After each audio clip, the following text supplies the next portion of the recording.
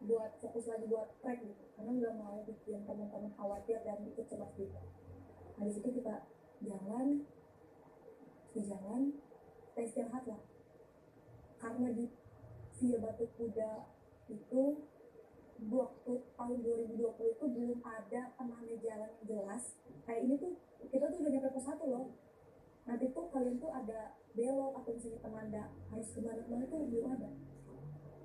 Jadi satu kuncinya, kalau misalnya kita mau naik ke Mamaya via Batu Kuda, kita harus fokus lihat tracknya. Kalau misalnya ini bekas pendaki lain, berarti itu jalan. Karena jujur di sana tuh tracknya menurut aku walaupun itu pendek ya DPA-nya 1818, tapi tracknya bebatuan gitu dan itu cukup curam loh. Kalau misalnya untuk pemula itu kurang cocok. Kalau via Batu Kuda rekomendasiin di via Batu Kuda kalau misalnya mau landai dan enak buat pemula. Nah di situ kita berhenti lah. Pas kita berhenti, kita minum dulu, aku ngobrol ke si Dio ini. Dio kan pernah nih naik ke Malayang, kita semua belum ada yang berpengalaman naik gunung, kita pun belum tahu tracknya gimana, ke atasnya berapa jam, terus puncaknya gimana, kayak gimana. Dia baru bilang gini, sebenarnya Dede pernah naik gunung tapi belum sampai ke puncak. Di tengah-tengah trek Dede turun, Dede belum tahu puncaknya gimana.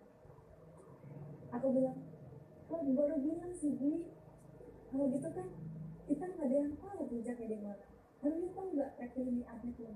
Iya Dede tahu, cuman Dede belum pernah ke puncaknya. Dia bilang gitu sih dia. Ya udah, kenapa kita yakin kita bakal ke puncak? Aku bilang gitu. Situ tadi istirahat selesai, mau lagi kita lanjut, lanjut yuk, biar gak terlalu kesiangan nyampe puncak.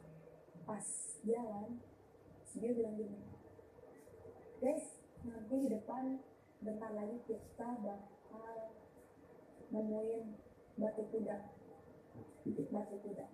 Di mana Di? Bentar lagi. Oke, kita jalan. Itu kabut kebuka lagi karena tadi kan gelap, kabutnya kebuka. Kita seneng lah lihat kabut kebuka. Aduh, ini udah cerah nih, semangat dong. Tadi kan mendung, ini udah kebuka di kabutnya.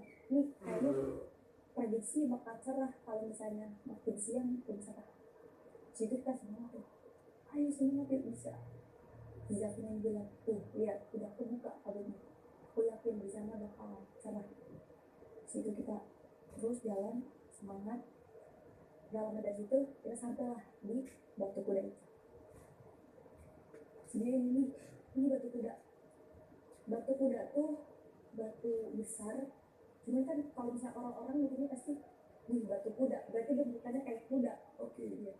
Apapun mikir pas lihat di ini batu kuda, kok bentukannya nggak kayak kuda sih? Aku bilang gitu. Iya kayak ini emang nggak kayak kuda banget, cuman ini ada sejarahnya kenapa bisa disebut batu kuda. Itu tuh di pagarnya kayak pagar kayu. Ya pagar kayu itu ada tulisan kayak aksara Sunda gitu. Tulisan aksara Sunda, aku nggak tahu apa tulisannya. Pas aku mau masuk ke area dekat batu kudanya, bisa aku bilang gini, keluar mana ya? Nggak usah foto-foto situ. Nih kenapa? Apa lagi kita foto di sini kata aku. Nggak usah, jangan foto di situ, nanti aja kita fotonya di puncak. Cepet fotoin aku, ini bagus katanya di sini. Udah, ayo sana aja. Situ aku nurut ya, udah lanjut. Nah setelah lanjut kita nggak terlalu mikirin yang tadi ya batu kuda. Lanjut jalan. Nah di sini lama pas jalan si Teselin ini tiba-tiba lihat ke atas lah. Dia kayak ngeliat sesuatu gitu. Dia tuh pandangannya terus aja kayak ngeliatin objek atas, kanan, kiri, kanan kiri. Yang enggak tuh si Zafina ini. Teselin dia ngeliat apa bentar itu jangan itu lihat apa ada apa itu gede banget Zaf. Aku penasaran penasaran kan, aku mau banget biasanya emang monyet punya anak, itu sumpah itu gede banget. Iya, loncat udah pergi kan. Hah? Mana sih? Aku nggak lihat apa-apa loh, Teh. Ada, serius tuh gede. Monyetnya hitam, gede banget. Itu monyet apa ya? Saya bilang gitu. Si Zafina ini, nggak ada tes alien, aku nggak lihat apa-apa loh. Serius, Zaf. Aku lihat monyet, gede banget, tuh di atas, di lantungnya. Tapi dia pergi. Masa kalian nggak lihat sih? If you don't have a website for your business, it might as well be invisible. Hosting Your AI helps you launch your website in an afternoon. Just describe your vision and instantly receive the first version. Then personalize it by adjusting the visuals and the text. Save weeks and thousands of dollars. Go to Hostinger and launch your website today.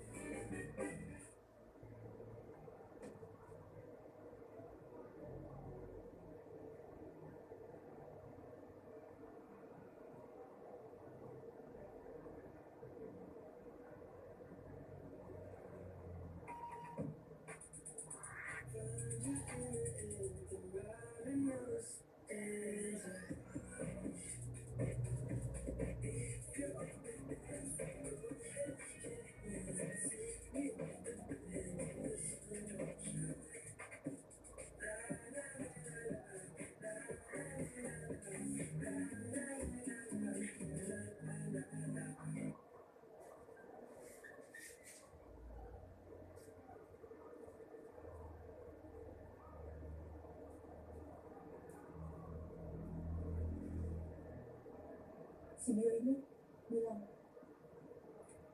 bohong ya tes alien, masa lihat monyet gede banget. Kalau tes alien lihat monyet, kita juga bakal lihat monyet lah. Pun begitu, karena aku sampai, aku bilang lagi, ya monyet apa? Monyet siluman. Ya. Kalau tes alien lihat, aku bakal lihat ini nggak usah ini, kayaknya halusinasi deh. Aku bilang, kayaknya halusinasi deh. Ih serius, masa kalian gak percaya sih? Ah yaudah, dia tuh kayak yaudah gak ada yang percaya, udah amat. Situ kita gak boleh pusing, kita lanjut. Kita bakal ketemu sama peneliti lain. Iya deh, kayaknya karena kita masih di bawah, jadinya kita belum ketemu sama orang-orang. Oke, kita lanjut lah ke perjalanan. Nah di situ ada udah setengah jalan, kita nyampe di satu trek. Trek itu tuh landai, lurus, landai. Cuman si pohon kanan kiri itu tinggi banget. Karena di Batu Kuda tuh banyaknya pohon pinus tinggi, dan dari jauh kita tuh bisa lihat kayak tebing tinggi banget. Dan menurut aku ketika aku ada di situ, aku ngerasa kayak kita tuh berada di tebing-tebing tinggi dan dia tuh kecil banget, kayak mas kecil. Dia tuh kayak jauh banget. Kita ada di situ dan itu posisinya si kayak itu gelap, udah gelap karena tadi hujan tuh turunnya kecil, cuman kerasa gitu ini tuh hujan. Dan itu udah ditutupin sama kabut juga. Posisinya pindah aku ke belakang. Pas di trek itu aku pindah ke belakang, aku nyantai dulu. Kayak aku tuh orang yang paling ya happy gitu, happy paling dia. Cuma aku tuh nggak memperhatikan sekitar aku. Nah pas mereka jalan di belakang, aku lihat lah satu bunga. Weh, pandangan aku melirik ke arah kanan aku. Aduh, ternyata tuh cakep banget bunganya. Aku deketin, ih cakep ini, beda dari yang lain gitu kan bunganya. Aku mau bikin panjang, aku petik bunga kecil. Aku teriak langsung, guys lihat aku dapet bunga, ini dia bagus banget. Kenapa ini bunga? Ini bagus gak?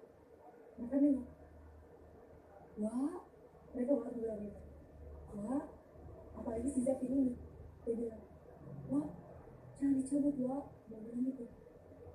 Udah terlanjur, gak apa-apa tuh Zak, kan ini alam milik kita, emang gak boleh. cabut ini nggak apa, ini bagus, mau aku simpen di rumah. Kamu nggak nurut sama aku, ya gimana, udah dicabut kataku. Aku masukin lah ke tas aku yang tempat air minum, masukin. Di samping udah geleng-geleng. Dia mungkin kesel ya ke aku karena ya tadi sikap aku nggak nurut, terus sikap aku ya tadi seenaknya masukin di rumah. Aku jalan lagi, pas di situ kita udah masuk ke trek yang lebih curam kecil. Di situ si tes Helin ini dia udah merasa fisiknya banget, dia udah merasa capek banget, capek. Dia bilang gini, aku udah mau pulang, aku udah capek, aku nggak mau naik. Setelah kejadian yang video ini yang awalnya dia udah nyerah, terbitlah tes Helin yang udah mau nyerah. Aku udah mau, aku udah capek. Di situ mindset dia udah kayaknya tuh kalau naik bakal jatuh terus nih. Dia udah punya mindset, aku kayaknya tuh kalau misalnya lanjut jalan aku bakal sakit. Terus aku bilang, Selin, coba pikirin kalau Selin turun lagi gimana, kalau diem di sini gimana. Terus dia bilang, aku juga bingung, aku udah tahu, aku baru lanjut ke atas, aku udah gak kuat, aku khawatir. Selin, ayo kita di sini bareng-bareng. Kalau Selin capek, kita juga berhenti kok, kita gak akan maksain. Yuk kita bareng-bareng, kita bisa sampai atas. Udah, tapi temenin aku ya, tuntun aku kata, tuntun aku, pegang aku. Iya, kita tolong. Itu dia mau lanjut lagi, kita jalan bareng-bareng. Gak lama dia ngomong kayak gitu, dia jatuh terus. 3 langkah jatuh. Padahal treknya tuh nggak seharusnya itu tuh jatuh gitu, treknya nggak terlalu curam, tapi dia jatuh. Yang pertama dia jatuh, lututnya kena, jatuh, naik lagi, jatuh lagi. Ada pas kita naik di satu trek itu tuh curam banget, kita bilang ke Selin ayo duluan, Selin yang duluan, biar kita bisa dorong Selin dari bawah. Hati-hati, udah, aku takut kayaknya aku bakal jatuh. Jangan ngomong gitu, bisa kita dorong dari bawah, kita jagain dari bawah. Terus kita dorong Selin naik, jatuh nggak bener, ketusuk ininya, perutnya kena batang pohon. Jadi pas naik, kena ini. Dia udah kesakitan, udah aduh sakit. Kita panik kan, aduh gimana. Dia turun lagi, gelusur ke bawah. Dia ke bawah, dia mukanya ini memar kayak lecet kayak gitu. Tapi kelihatan kayak keluar darah gitu. Ini banyak banget lecetnya. Gimana ya? Nah pas dia pijitin perutnya, dia tahan, itu udah keluar darah. Nah pas di situ dia langsung tutup lagi. Udah, ini gak usah dipikirin, kita lanjut lagi aja. Kita bakal lanjut, tapi Selin harus ngerasa aman dulu. Kita bakal lanjut kalau Selin udah ngerasa aman. Iya aku aman, tapi aku pengen kalian jagain aku dari belakang. Depan ada yang naik duluan, aku naik lagi duluan, yuk dipegangin. Aku naik, aku megangin Selin, aku tolongin. Dari bawah juga didorong biar bisa naik atas. Sampai Selin naik, udah bisa nggak lanjut jalan? Bisa, cuma ini kayak masih perih gitu. Masih perih. Karena kita pemula, kita udah bawa P3K, persiapan kita kurang, logistik kita seadanya, perlengkapan kita juga ya kita nggak tahu apa-apa. Kita tuh cuma bawa apa yang si bio sepupu aku ini suruh bawa. Udah ambil aja minum, snack, cemilan, sama nasi bungkus. Kita tuh dibekelin dari rumah ibu aku yang bikin 4 nasi bungkus buat 1 orang aku. dan minum satu botol sedang satu. Kita cuma balik, kita gak bawa ketiga pak, kita gak bawa ponco. Nah di situ kita lanjut. Kesan itu mukanya udah cemas banget, panik. Dia udah gak ada gairah buat naik. Dia naik karena kita naik. Jadi dia tuh memaksakan diri untuk naik karena tadi mungkin gak enak sama kita. Dia udah gak ada gairah. Dia udah kayak udahlah, gue naik aja lah daripada nyusahin teman-teman. Dia mukanya kayak udah memuas banget. Naik ke atas. Pas nyampe ke atas itu sekitar jam 10. Jam 10 kita udah jalan. Setengah jalan.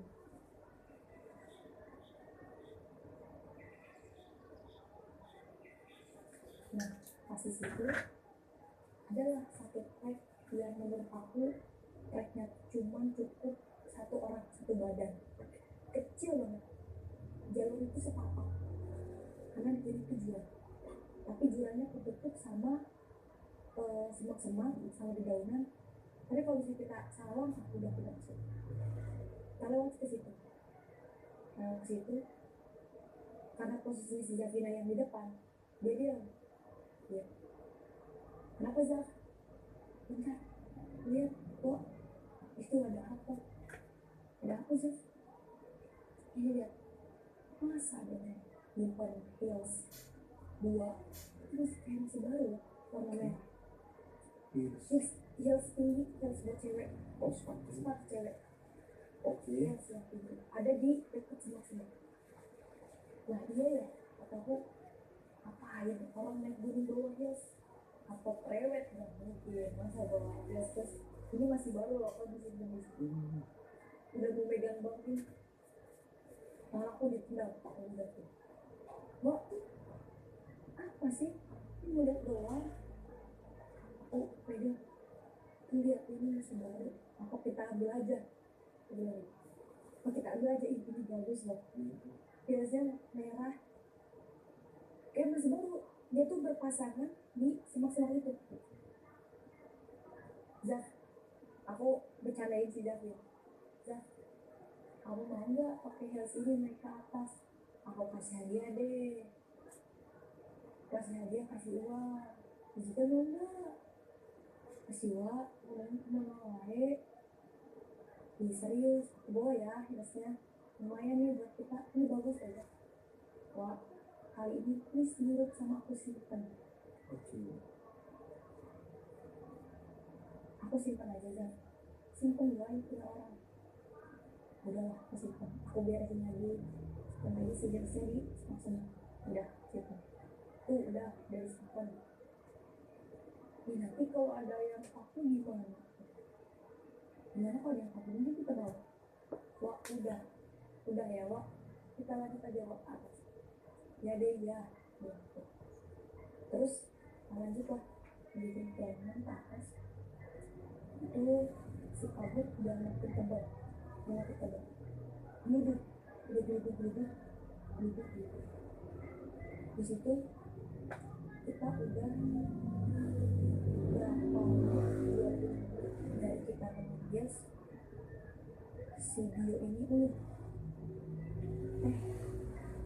mana ya, kita bener-bener anak terus, kita bener-bener pendaki lain sepi banget. Tadi kita cuma berempat. Aku bilang, dia kan bilang di sini ada camp area. Camp areanya di mana? Karena orang-orang pada kumpul di sana. Terus si dia ini bilang, oh iya teh, ada bentar lagi ada camp area di depan. Kayaknya iya deh teh, orang-orang pada ngumpul di sana. Aku bilang, bener Bi, kalau bener ada orang, kita juga kesana deh. Iya, jadi mah yakin, soalnya waktu dia ke Papaya, dia pun nemu banyak orang lagi camp di situ. Oke, yaudah Bi, bener ya, banyak orang ya, sampai kesana loh. Pas kalian Zaf, Bi, aku duluan ya ke atas. Aku mau ngecek, semoga ada orang. Terus kata mereka, asli kamu mau duluan ke atas, serius aku mau ke atas, kalian jalan aja sambil jalan, aku lari biar aku yang ngecek, aku lari duluan ya, hati-hati ke atas ya. Pas nyampe ke atas, sebelum aku nyampe camp area, aku tuh udah ngedenger, wih ada orang nih, ada yang main gitar, ada yang kayak ngobrol, masak-masak, ada yang kayak diriin tenda, ya layaknya orang pendaki lagi pada di camp area, lagi kesibukan mereka. Ada orang nih, walaupun aku belum sampai camp areanya, aku tuh sebelum aku belum lihat mereka, tapi aku mendengar suaranya, aku yakin itu pasti ada orang. Aku teriak lah, ngabarin yang di bawah, guys ada orang guys, sini cepet, di sini ada orang di camp area. Dan di bawah nyaut, serius ada teh, ada sini banyak orang, aku bilang gitu. Ya udah bentar, kita ke atas. Begitulah nungguin mereka.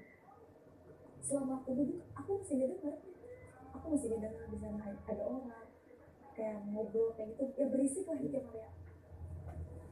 Mereka datang, ayo teh ke atas, ayo ada orang, mungkin bisa istirahat dulu, kita ngobrol dulu sama yang lain. Mereka semua tuh dikasih tahu karena kita bakal ketemu orang dan penanti lain. Pas nyampe di sana, siap-siap kosong, areanya kosong, gak ada orang sama sekali, Aku sampai mikir, gak mungkin gak ada orang. Aku balik badan, aku sampai bilang, demi Allah, aku ngedengar banyak orang di sini. Tadi rame banget, tapi gak ada orang teh, mana? Aku panggil kalian, aku semangat biar kalian naik ke atas karena aku dengar orang di sini. Gak ada orang di sini, sepi cuma kita berempat. Jadi aku bilang, enggak, aku nggak bohong, di sini tadi rame orang. Makanya aku nungguin kalian di sini biar kalian naik, karena aku nggak di sini nggak kosong. Aku dengar kok orang-orang lagi pada ngobrol, orang lagi pada makan di tenda kayak gitu. Ada sejatin dulu, udah gak sini nggak ada. Yuk jangan banyak ngobrol di sini, kita lanjut aja. Yaudah deh, istirahat dulu aja di sini. Tapi si Zafin ini bilang, jangan istirahat di sini, nanti aja di depan. Zaf, capek lah Zaf, di depan aja ya istirahat. Dan nurutlah, lanjut perjalanan. Di sini tadi udah aku bilang kalau si Keselin ini sering jatuh. Jadi setiap dia ngerasa dia lemah, dia ngerasa aku gak bisa, aku bakal jatuh, dia jatuh terus. Karena kan malamnya sebelumnya kan hujan ya, jadi treknya tuh licin. Pas di trek dia jatuh, terakhir jatuh tuh dia waktu dia kan yang di perutnya. Dia tuh kalau misalnya udah ngerasa aku gak bisa, pasti dia jatuh. Karena mindset dia aku gak kuat, aku bakal jatuh, dia jatuh di situ. Setelah kita lewat camp area, dia tuh makin sering jatuhnya, aku bilang gini, Selin dari tadi jatuh terus ya, kenapa lemes apanya kakinya, coba aku pijitin, coba lurusin dulu biar gak jatuh terus. Kalau misalnya ini pegangan, kenapa, apa yang bikin Selin jatuh kayak gini, padahal treknya gak terlalu curam, ini treknya masih landai, kenapa bisa jatuh, apa licin? Gak tahu, aku lemes banget, kaki aku lemes banget, aku udah gak ada tenaga di kaki. Pantesan. Yaudah gini aja, Selin di depan, Selin di tengah-tengah, nanti biar kita dorong. Kalau misalnya Selin jatuh, biar kita bisa tahan gitu, biar kita bisa tahan. Udah tahan aku ya, aku udah gak kuat, tapi aku lemes banget. dan dia posisi di tengah lah pas ini maju gitu terus dan pas udah sekitar jam 11 setengah 12 jam setengah 12 kita udah sampai ke Download aplikasi GoPay selalu ada harga murah buat semua. Gratis top up dari tunai di Alfamart dan Indomaret. Gratis transfer ke bank apapun dan bulan kan harga murah lainnya.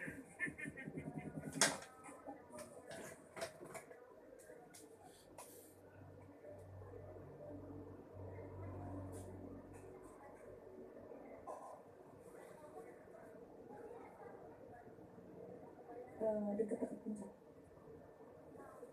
Di situ aku tanya lagi nih ke dia, di kamu berhenti waktu trek sama teman-teman layang sampai mana? Dede berhenti waktu itu sampai tim area. Oh berarti ini udah lebih kan? Udah lebih dari Dio tahu treknya dia. Dede dari tim area ke atas udah nggak tahu trek gitu. Tapi ini bener kan? Kayaknya bener teh. Karena ini jalurnya cuma ini aja, satu jalur. Dia bilang, teh kata Dede, kalau puncak tuh ciri-cirinya vegetasinya udah kebuka. Tapi karena via Batu Kuda melayang tuh nanti di puncaknya vegetasinya tidak akan terbuka. Jadi kita gandeng vegetasi terbuka. Karena di sana tuh puncaknya kayak hamparan lapang gitu, lapang lurus gede. Jadi kita nggak bisa lihat pemandangan, cuman pepohonan sama lapak lah gitu kayak Ketutupan pohon berarti ya? pohon. Nggak bisa. Dari tadi kita nggak lihat tuh vegetasi terbuka, malah makin tertutup, makin gelap kita ke atas. Di situ pas di trek udah gelap tuh makin gede. Aku bilang ini kita coba perkiraan dulu, kita nyampe berapa menit lagi atau berapa jam lagi sampai ke puncak. Ini udah deket ya, sekitar 30 menit kita udah sampai. Berarti zuhur kita sampai ya ke puncak. Iya, asal kitanya cepet jalannya, nggak leleh. Ya udah kita jalan. Di situ udah gelap banget lah, posisinya udah gelap, udah belu, hujan juga udah mulai turun gerimis. Aku merasa udah mulai bosen sama treknya, sama suasananya ini nggak cerah-cerah. Ini malah makin mendung, makin gelap. Jadi udah merasa ya pasrah gitu, nggak semangat buat sampai ke puncak. Teman-teman juga udah ya muka-muka membawas gitu ya, udah capek segala macem. Di situ dalam ada situ bener 30 menit sampailah kita di puncak. Kita sampai di puncak, alhamdulillah akhirnya kita sampai di puncak. Si kasihan ini pas nyampe ke puncak, langkah kaki terakhir dia jatuh. Jadi aku ini udah kuat, tapi aku udah balikin aku. Bisa berdiri nggak? Nggak tahu. Ayo berdiri, coba berdiri. Aku bilang berdiri. Dia tuh jalan tuh lemes, gak ada tenang gitu. Jadi harus kayak kita bokok ke bawah ke ujung. Duduk, kita duduk di satu batang pohon yang udah tumbang, duduk di situ. Duduk, keluarin lah nasi bungkus yang tadi dibekalin sama ibu aku. Ayo makan dulu, bisa kita makan dulu biar gak lapar. Buka nasi bungkus, kita makan. Pas di tengah makan, aku bisa lihat sama satu makam yang ada di puncak itu. Ada makam. Aku lihat, aku nanya lah ke si dia ini, di itu apa? Aku sambil nunjuk, di itu apa? Di Zafir ini sambil melihat, Pak, jangan ditunjuk. aku kayak makin penasaran, itu apa Zak, itu apa, aku tanya-tanya itu apa Zak. Dia ini bilang itu makam pahlawan Teh. Itu makam pahlawan, makamnya kok gede banget ya. Aku bilang makamnya kok gede banget ya. Pas aku udah habis makan, aku saking penasarannya aku samperin, aku deketin ke makam. Zaf, ini makam atau apa ya, gede banget, habis lahan ini makam apa, gede banget. Kayak bukan makam satu orang, tapi itu makamnya emang buat satu orang, cuman makamnya kotaknya gede gitu. Aku lihat lah, kan kalau makam ada tulisan gitu, aku deketin. Aku tuh berusaha buat baca sih batu nisan ini Namanya ya. namanya apa ya ini tulisannya. Aku gak kebaca, aku kaca mataku yang buram, aku bersihin, aku deketin lagi, aku gak bisa baca.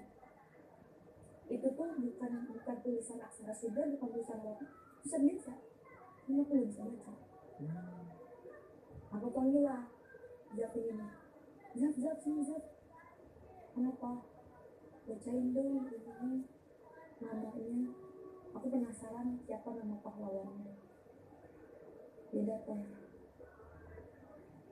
baca aja sendiri, gak bisa baca.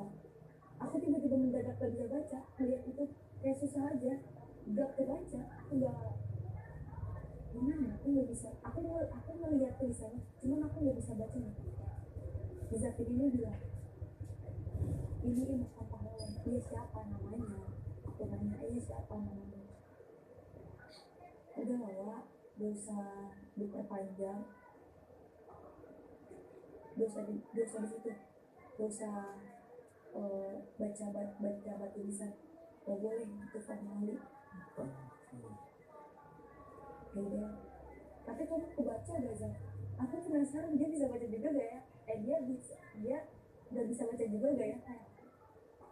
Tapi kamu kebaca gak Zak ini? Aku gak bisa baca ya Zak, tulisan apa sih? Tulisan biasa.